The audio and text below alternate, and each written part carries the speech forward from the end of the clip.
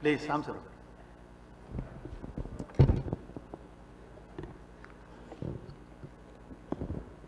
అధ్యక్ష, thank you.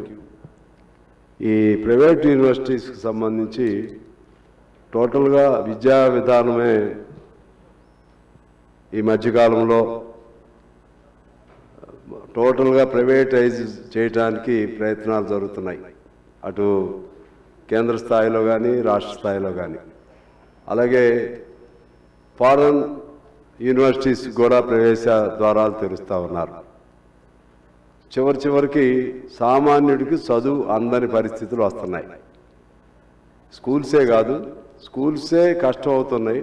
ఇక degree colleges, అలాగే ఇంజనీరింగ్ కాలేజెస్, అలాగే ఇతర యూనివర్సిటీస్, ఇవన్నీ కూడా దానిపైన నియంత్రణ లేకుండా చేయటం వలన తర్వాత ముందు పర్మిషన్ తీసుకుంటున్నారు.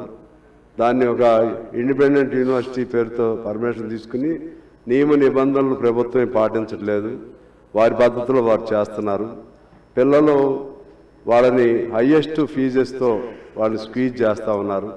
వాళ్ళ సర్టిఫికెట్లు కూడా ఇవ్వట్లేదు. ఆగం అయ్యే పరిస్థితులు పిల్లలు చూస్తున్నాం అధ్యక్ష.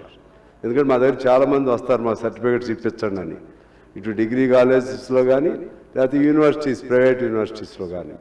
దీనికి సంబంధించి నేను ఫర్మ్గా మా పార్టీగా నా అభిప్రాయం చెప్తున్నాను.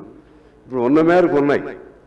ఎందుకంటే ఇది ఇలా కొనసాగితే తర్వాత ఇప్పుడు మనకి మీ వరంగల్లో ఉంది ఆర్ఈసి, బ్రహ్మాండమైనటువంటి పబ్లిక్ గవర్నమెంట్ ఇన్స్టిట్యూషన్. మన జేఎన్టీయు మంచి స్టాండర్డ్ ఉన్నటువంటి యూనివర్సిటీ. అలాగే ఉస్మానియా ఎంతోమంది మేధావులు తయారు చేసింది. అటువంటి చిన్నగా మన ఇవన్నీ మన చేతుల్లో కూడా ఉండవు అధ్యక్ష. ఇది ఇక్కడితోనే మొదలవదు. కాబట్టి ఇప్పుడు ఆల్రెడీ ఈ మధ్య కూడా మా దగ్గర అర్త్ యూనివర్సిటీ ఒకటి పెట్టారు, గవర్నమెంట్ దాన్ని కన్వర్ట్ చేశారు. హైదరాబాద్లో కూడా సాఫ్ట్వేర్ సంబంధించిన యూనివర్సిటీ ఒకటి పెట్టారు. ఆ విధంగా చిన్నగా కొన్ని దేశాల్లో అయితే టోటల్గా విద్యారంగం, ఈవెన్ వెస్ట్రన్ కంట్రీస్లో విద్యారంగం మొత్తం ప్రభుత్వ రంగం చేతిలో ఉంటుంది అధ్యక్ష. అటువంటిది మనమేమో ఆ నమూనా మనం కాపీ తీసుకుంటూ ఇక్కడికి వచ్చేసరికి విద్యారంగాన్ని ప్రైవేట్ వాళ్ళకి అప్పచెప్పడం అనేది ఇది మన సమాజానికి మంచిది కాదు. అందుకని నేను మా పార్టీ గాను ఇక్కడ శాసనసభ్యునిగా I strongly oppose the privatization of and giving approvals to any kind of university in the Telangana state.